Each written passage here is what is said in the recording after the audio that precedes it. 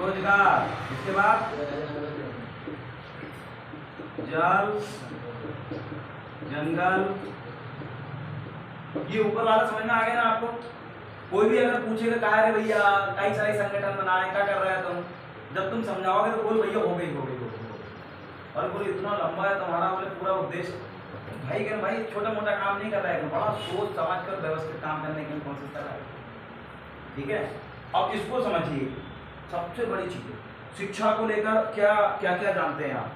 अच्छा, शिक्षा कितने प्रकार की है भारत में, आपको पता है किसी को?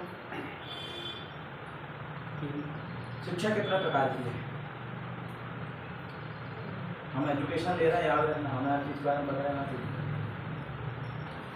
क्योंकि आपको नहीं पता तो सोच के देखो, अगर आपको नहीं जानकारी नहीं है तो आप कैसे समझ पाओगे षड्यंत्र को, आप कैसे समझ पाओगे जो आपके साथ शोषण हो रहा है, आप कैसे समझ पाओगे कि आपके साथ दोहरा व्यवहार हो रहा है।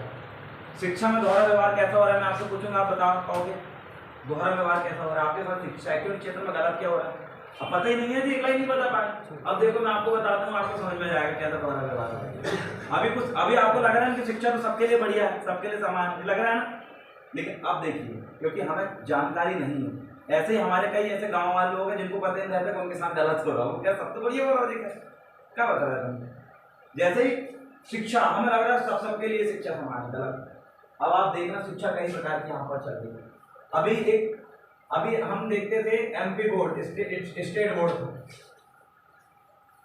अब उसके बाद क्या आ गया? अभी सीबीएसई बोर्ड, उसके बाद आईसीएसई। अब मेरे को बताओ, एमपी बोर्ड तो चलो अभी 2020 शिक्षा नीति जो आई 2020 है ना, पॉलिसी, एजुकेशन की पॉलिसी। अब सीबीएसई फुल फॉर्म क्या होता है? Central board of secondary, CBSE है वो,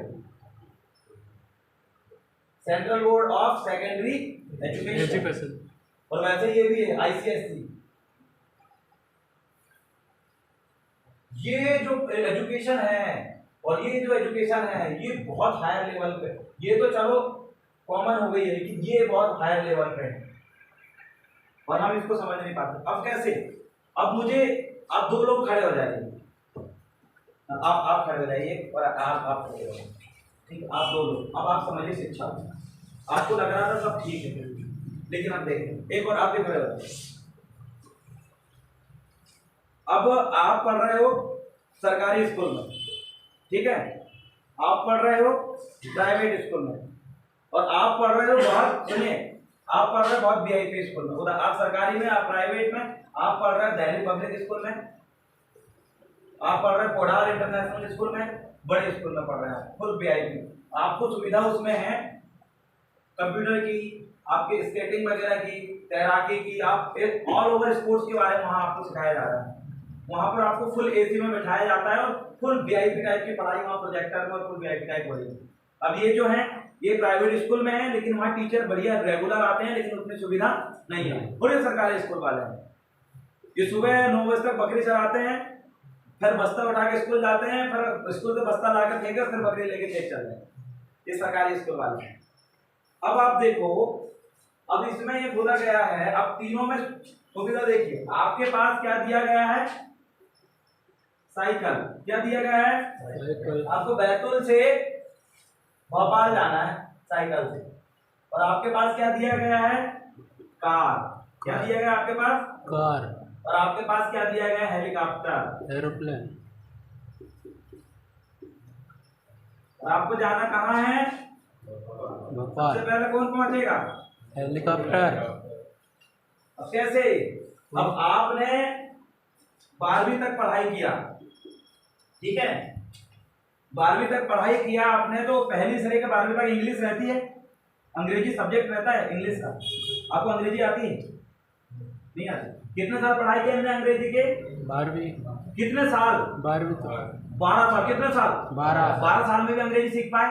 नहीं। सोच के देखो, बड़ा अजीब लगेगा सुनने में। मैं भी सरकारी स्कूल में खूब अंग्रेजी का, बहुत सारे लोग, हम कितने साल पढ़े? 12 साल। 12 साल में क्या नहीं सीख पाए?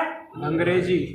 तो आप ये सोचो कि एजुकेशन 12 साल में अंग्रेजी सीखे। साल है, आप 3 साल का बच्चा ये प्राइवेट स्कूल में जाने वाला भग भग बोलता है कमिंग मॉम, हेलो मॉम, और साले आप तो अंग्रेजी का कछु नहीं है। ये पढ़ोगे 12 साल में तुम अंग्रेजी नहीं सीख पा। संस्कृत का कहाँ यूज है, जीवन में कहीं इस्तेमाल होता है संस्कृत का?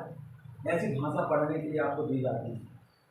ये प्राइवेट स्कूल वाले तो थोड़ा बहुत अंग्रेजी बोल देते हैं, ये तो फर्राटेदार अंग्रेजी, हर चीज इनके पूरा परिवार में अंग्रेजी बोल रहा है क्योंकि बने ठने परिवार में। समझ में आई? अब तीनों बच्चे क्या पास करते हैं? 12वीं के बाद आपने ग्रेजुएशन किया और उसके बाद पोस्ट ग्रेजुएशन किया, ठीक है। अब तीनों बच्चे क्या, तीनों बच्चे किसका इंटरव्यू देने के लिए गए?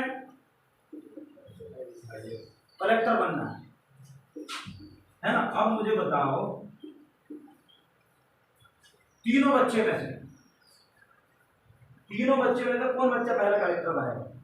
ये हेलीकॉप्टर वाला। हेलीकॉप्टर वाला बनेगा ना जी। ये क्यों नहीं बनेगा भाई? ये क्यों नहीं बनेगा? इनको सुविधा नहीं, इनको बोलने के लिए बोल रहा है। What is your name? वो बोलता sir I am speaking Hindi, Hindi, I am not speak English. मतलब डरे डरे ये कि व्यक्ति सर आई एम फलाना दिखाना ये चीज थोड़ा ये एक्सपर्ट।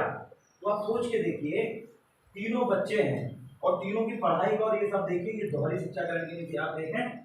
अब ये सब पढ़ने के बाद सिर्फ और सिर्फ जितने भी यूपीएससी और ये सब बड़े बड़े कलेक्टर ये बड़ी आसानी से बन जाते हैं। अब मुझे बताइए अगर एक कलेक्टर का बेटा भी अगर सरकारी स्कूल में पढ़े, एक मंत्री का बेटा भी कहाँ पढ़े? सरकारी स्कूल में पढ़े, तो क्या लगता है ये सब भेदभाव देखने को मिलेगा कभी? ये तो आप भोपाल जाने के लिए बोले थे तो पहले जाकर बैठेंगे भोपाल और टन, और ये तो दोनों का चाह रहा है, ये तो बुखार